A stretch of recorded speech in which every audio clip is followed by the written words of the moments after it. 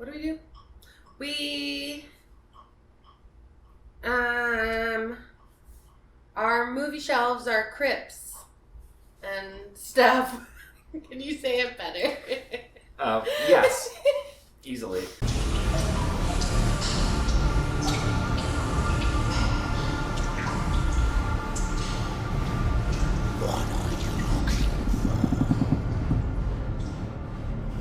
Welcome. Welcome to Exhumed, the show where we... Good. Welcome to Exhumed, the show where we exhume films we own from our shelf of wonders. Now, this episode, the grave digger, amidst the storm, seeking the one grave that holds the treasure he seeks, namely a corpse or a film, depending on how you're stretching the metaphor, will be Katie for this episode.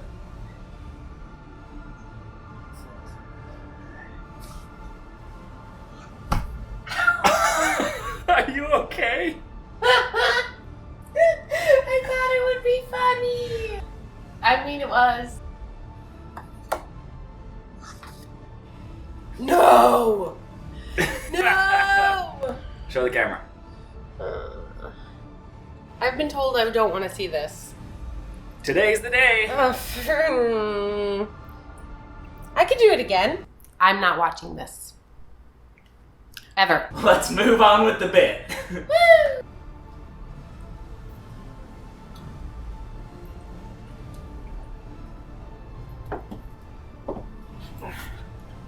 Dumbo. Yay! Well, what do we have here? It's Dumbo! Everyone knows Dumbo, and if you don't, you're a Dumbo. I'm just kidding, you do you, you're great. Look at this, this is the Dumbo Big Top Edition. It's got beautiful embossing and, ooh, cardboard. Do you like cardboard? I actually love it. Katie hates it. That's okay, it's a big world. Honestly, I like it because the side is so clean and nice when it's on the rack, where if it's just the side of the DVD or Blu-ray, it's got these little color bars in the plastic. Regardless, nice embossed thing. Blah, goodbye. We've got this. This is nice. The back, it has a lot of special features. We'll go into that later. But inside... oh no! And this is what I hate about these things. They have little hinge things. Do you remember those? Anti-theft device. More like anti-use good device. Yes, I said it. We were all thinking it. Inside, not only do we have the DVD, but we've also got a nice matte paper little guide to the special edition. Look at you guys putting in the extra effort. I'm so proud of you. A matching game learning cards set that, of course, we have never used, but it's got various Disney characters. These are cards you can punch out and play a little, like, matchy-match game with, which that's kind of cute. You don't really see stuff like that too much anymore. I really don't have many criticisms. I think the white is kind of bland, but the disc is nicely detailed. It's got a fun little extra to it, and it has the beautiful embossed thing that I just threw to the stars. So yeah, the Dumbo Big Top Edition. Looks like this. Got a lot of stuff in it. Hate the hinges. With high-flying entertainment and messages about friendship, acceptance, courage, and believing in yourself, Walt Disney's Dumbo is a timeless classic for children of all ages. Walt Disney at his finest, parenthetical, US Weekly. Meet Dumbo, Mrs. Jumbo's sweet little baby mine, who charms all who see him, until it's discovered that he has huge, floppy ears. With the support of his best friend Timothy, the mouse, Dumbo soon learns that his spectacular ears make him unique and special, allowing him to soar to fame as the world's only flying elephant. You'll love all the daring adventure, colorful characters, award-winning music, and a circus tent full of fun bonus features. Go behind the scenes with Disneypedia's My First Circus, an all-new activity where you can learn about your favorite circus animals. This Big Top Edition also features sing-along songs, a DVD storybook, a new digital transfer, and much more. Hello! We're back! We watched Dumbo! Why do we own this movie? Great question, Katie. I think this was my grandma's. Okay. And this was one of the movies I always wanted to see when I went to my grandma's house. Granted, at that time it was like the VHS with the puffy big case. I'm sure I always loved this movie as a kid. I like it as an adult. It was easy for me to grab and want to keep. I actually love elephants, but I never really liked Dumbo. I feel like my parents didn't really like it very much. It wasn't really on ever, so I just assumed it wasn't good. And then I think my brain probably was like, yeah, this is not enjoyable. I'm glad we rewatched it though. That is actually an excellent segue, Katie. Organically, what did we get out of rewatching this? Well, for me, it was like, I was watching it for the first time because it had been so long. I didn't really remember anything about it. So that was kind of neat. It had been so many years since I'd seen it, I couldn't remember too much other than some key scenes, but as I was watching it, it was like returning to a place you grew up in a mostly good way. The film has a lot of racism. For a white person, it's not overt, but I think that's the key. For a white person, it's not overt.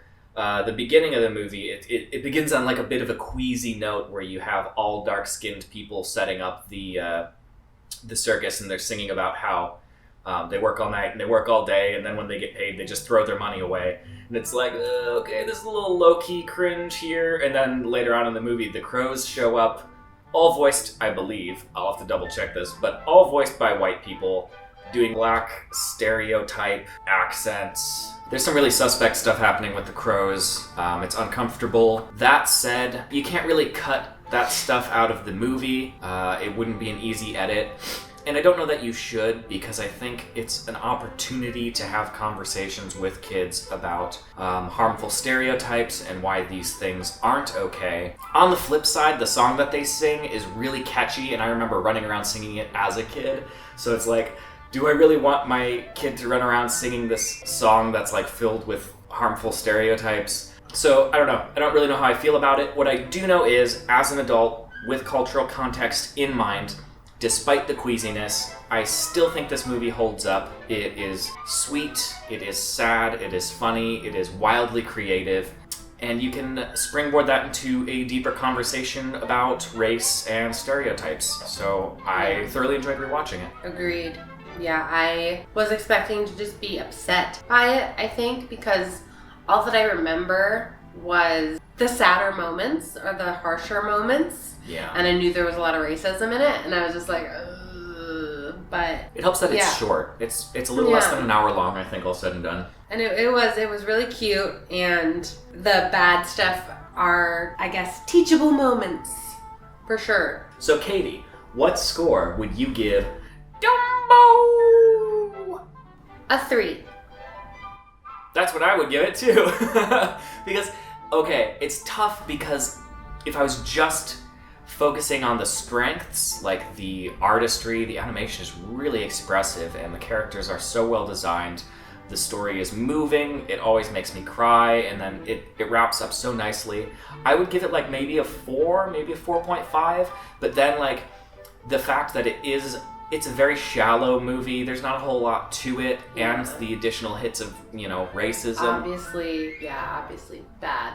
So it kind of balances out to a 3. Mm-hmm. It's got extreme highs and extreme lows for me. I would agree. Do we recommend the viewer buys the Dumbo Big Top Edition on DVD? This is tricky because if it's a Disney movie, especially an animated classic Disney movie, I think for that novelty of it, buying it, yeah, but at the same time, we did give it an average score. So it's kind of like, how much do you love Dumbo? If you already like Dumbo, I think this is a really good one to get. It comes with a ridiculous amount of extras. Oh, yeah. Unfortunately, because the movie's so old, not a lot of the extras directly relate to the process of making the film. Just because, it's so old, they didn't have a ton of archival footage, but it does have a ton of extras. It's got some cute shorts and some sing-alongs and stuff that's really oriented towards the target demographic, which would be the kids. And it did have those cards. Yeah, the memory game it came with. So it's got some cute gimmicks, and honestly, since this is the DVD version of the Big Top Edition, you could probably find it for relatively cheap. How much would you spend on this? $10? I'd buy it used for $10. Yeah. New, I'd probably pay maybe 15. Yeah. Yeah. So it's one of those that for me personally, I think is a must. But I totally respect if it's not a must for you, just because of those lows we mentioned. Yeah. Hey, one thing about this that was really fun that I forgot about completely was the freaking drunken dream sequence. That was cool. Yeah, as a kid, that scared me so much, but honestly now it's kind of one of my favorite parts of the movie. Right?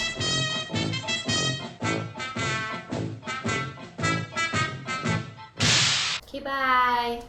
Hey, thanks for watching that video. If you liked what you saw, give us a like. If you didn't, don't. Head on over to thehungrycreatures.com for more episodes, short films, or to sign up for our free magazine. Catchphrase. You heard it first. You heard it first. You heard it. Do it. You heard it first here. Is that it, director? Yeah. We're good. I'm having chip. I want a chip. I'm done. I'm done. You're done? You're done, Bo? I'm done, Bo. This is a terrible, terrible game we play.